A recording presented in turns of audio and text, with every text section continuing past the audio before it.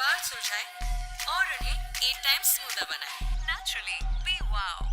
Clinic plus, तुम strong हो। अब डैंड्रफ महंगा नहीं पड़ेगा, गारंटी। क्या जो ये एड्स क्लेम करती हैं वो सच में है या नहीं, या फिर हम बेवकूफ़ बन रहे हैं? कैसे हम किसी के झांसे में ना आए और आत्मनिर्भर बने?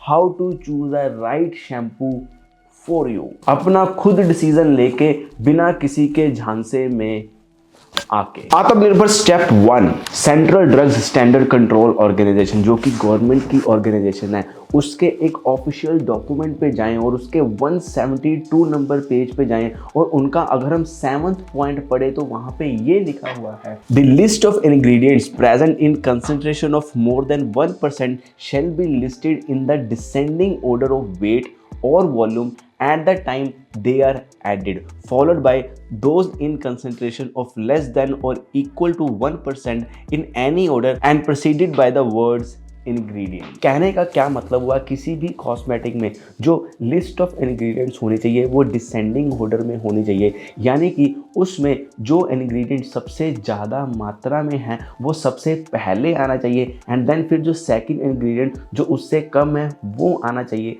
एंड देन फिर थर्ड इंग्रेडिएंट जो उससे भी कम है वो आना चाहिए, और लिस्ट ऐसे डिसेंडिंग ऑर्डर में होनी चाहिए। ये नहीं कि कोई भी इंग्रेडिएंट कभी पहले लिख दो और कभी बाद में लिख दो, ऐसा नहीं होना चाहिए। कहने का क्या मतलब हुआ कि जब आपको अपने लिए राइट शैम्पू ढूंढना है, देन उसके जो पहले 4 से 5 इंग्रेडिएंट्स हैं उनके ऊपर बहुत ज़्यादा तवज्जो देनी है। कहीं वो 4 से पहले 5 इंग्रेडिएंट्स आपका उल्लू तो नहीं बना रहे हैं, क्योंकि उन्हीं पहले 4 से 5 इंग्रेडिएंट्स की जो वैल्यू होगी वो उसमें सबसे ज़्यादा मात्रा में होगी। जैसे कि मान लें कोई ब्रांड क्लेम कर रहा है कि वो अनियन बेस्ड शैम्पू है, लेकिन उसके पहले 4 से 5 इंग्रेडिएंट्स में कुछ ऐसा है ही नहीं जो अनियन के रिलेटेड हो, देन क्लियर हमें पता चल रहा है कि यहाँ पे उल्लू बनाए जा रहे हैं हम। या फिर कोई ऐसा ब्रांड है जो ये क्लेम करता है कि हेयर्स इससे बहुत ज़्यादा स्ट्रॉन्ग होंगे, लेकिन उसके पहले 4 से 5 इंग्रेडिएंट्स में कुछ ऐसी चीज़ है ही नहीं जो हेयर्स को स्ट्रॉन्ग करती है, हम उल्लू बन रहे हैं। या फिर कोई ऐसा ब्रांड है जो ये क्लेम करता है कि इससे डैंड्रफ दूर होगा, लेकिन पहले 4 से 5 इंग्रेडिएंट्स में कोई ऐसी चीज़ है ही नहीं जो सीरियसली डैंड्रफ के ऊपर काम कर रही हो, देन हम उल्लू बन रहे हैं। हमारे इंडिया के ऐसे बहुत से फेमस ब्रांड्स हैं जो कि हाउस होल्ड नेम हैं, लेकिन अगर हम उनके पहले 4 से 5 इंग्रेडिएंट्स में देखें तो कुछ ऐसे नाम हैं जो कि कभी भी शैम्पू में नहीं होने चाहिए। जैसे कि सोडियम लॉरेट सल्फेट, ये एक ऐसा इंग्रेडिएंट है जो कि बहुत ज़्यादा स्ट्रॉन्ग केमिकल रिएक्टेड इंग्रेडिएंट है। जब आप इसके साथ, अगर ये आपके शैम्पू में है और इसके साथ अगर आप बाल धो रहे हो, तो ये क्या करता है कि आपका जो हमारा नेचुरल हमारा सीबियम ऑयल प्रोड्यूस होता है उसके साथ मिक्स होता है, और जब हम इसे धोते हैं देन जो हमारा नेचुरल सीबियम ऑयल होता है ये उसको भी साथ ले जाता है। अगर हम नेशनल लाइब्रेरी ऑफ मेडिसिन की ऑफिशियल वेबसाइट पर जाएं, वहाँ पे क्लियर लिखा हुआ है कि जो सोडियम लॉरेट सल्फेट है वो बहुत अच्छा है रिमूविंग सीबियम एंड डर्ट। कहने का क्या मतलब है, साफ तो कर देगा लेकिन जो हमारा नेचुरल सीबियम ऑयल है उसको भी साथ में ले जाएगा, and may cause an increase on electrical negative charges on the hair surface and increase frizz and friction. और ये नेशनल लाइब्रेरी ऑफ मेडिसिन की वेबसाइट के ऊपर मेंशन है। लेकिन एक इंटरनेशनल बहुत बड़ा ब्रांड है, अगर आप उसका सेकंड इंग्रेडिएंट देखें तो वही ही सोडियम लॉरेट सल्फेट है इसमें, यानी कि इस चीज़ की मात्रा बहुत ज़्यादा है क्योंकि ये सीधा ही सेकंड नंबर पर आ रहा है। मैंने 15 इंग्रेडिएंट्स आ रहे होंगे स्क्रीन पे जो कि आपके शैम्पू में नहीं होने चाहिए, इनका लिंक भी नीचे डिस्क्रिप्शन में दिया गया है।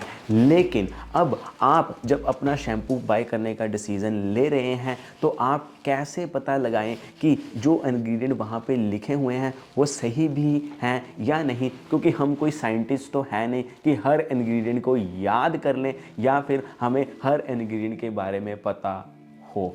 कैसे पता लगाएं। एक वेबसाइट है पॉलास चॉइस, इसका लिंक नीचे डिस्क्रिप्शन में मैं दे दूंगा। इनके पास जो भी कॉस्मेटिक प्रोडक्ट्स में इंग्रेडिएंट्स यूज होते हैं उनकी डिक्शनरी है और इंग्रेडिएंट्स को सर्च करना भी बहुत ज़्यादा आसान है। आपको पूरा इंग्रेडिएंट बिल्कुल सही नहीं लिखना होता क्योंकि इनके स्पेलिंग्स बहुत ज़्यादा मुश्किल होते हैं, हमें पता है। अगर हम पहले कुछ स्पेलिंग्स को सही लिखे तो ये नीचे हमें सजेशंस दे देते हैं। जैसे कि यहाँ पे देखें, मैंने सिर्फ सोडियम और लॉरेल लिखा, उसके बाद मैंने सर्च किया और देखिए वो सारी एक चीज़ आ गई कि ये इंग्रेडिएंट क्या है, क्यों यूज़ होता है, किस लिए होता है। इस लिंक को बुकमार्क कर लेना। जब भी आप कोई शैम्पू लेने जाओ मार्केट में या फिर ऑनलाइन, देन फटाफट उसके पहले 4 से 5 इंग्रेडिएंट्स के बारे में देखा कि वो बोल क्या रहे हैं एंड देन आत्मनिर्भर होकर अपना डिसीजन बनाया, किसी के कहने पर नहीं, चाहे मैं हूँ या फिर चाहे कोई और है। कुछ फेमस ब्रांड्स का देखते हैं, जैसे कि वाओ का अनियन शैम्पू काफ़ी फेमस है। फर्स्ट इंग्रेडिएंट उसका प्यूरिफाइड वाटर हो गया, दूसरा इंग्रेडिएंट उसका कुछ कोकामाइडो समथिंग करके है। हम वेबसाइट पर आए, वहाँ पर हमने लिखा कोकामाइडो,